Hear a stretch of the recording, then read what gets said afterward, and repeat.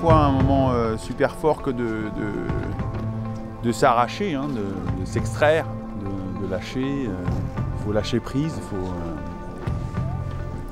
et forcément de demander d'en parler, ça fait monter l'émotion. La dernière fois j'ai fait 59 et que c'était pas ce qu'il fallait faire, puisqu'il faut faire moins de 57 et 13 heures ou 12 heures.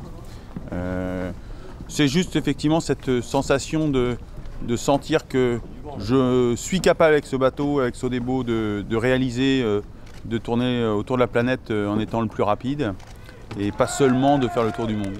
Quand on nous parle d'aventure à terre, on n'aime pas ça. Mon métier à terre, c'est de faire en sorte qu'on ait prévu l'improbable, tout en sachant qu'à un moment comme celui-là, au moment de partir, on rentre quand même dans l'aventure, dans la vraie aventure avec un grand A.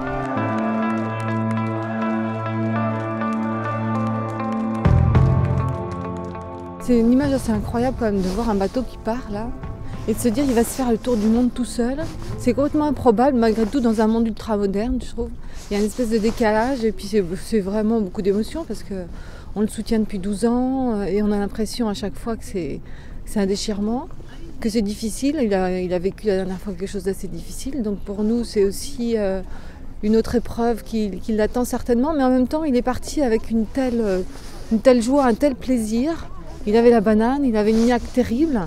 Donc c'est aussi à la fois, c'est ambigu, hein, c'est un moment un petit peu douloureux et puis un moment plein d'espoir. Donc on n'a qu'une hâte malgré tout maintenant, c'est de devoir revenir dans j'espère 55 jours. Quoi. Alors attention pour le passage de Sodebo 2, attention, top, passage de ligne.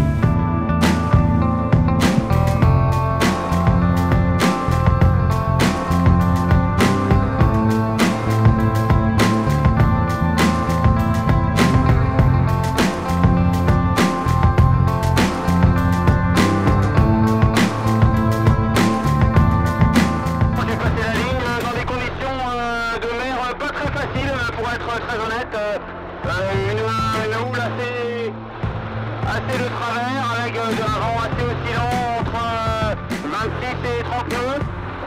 J'ai fait un petit planté, puis là c'est parti pour le grand tour quoi.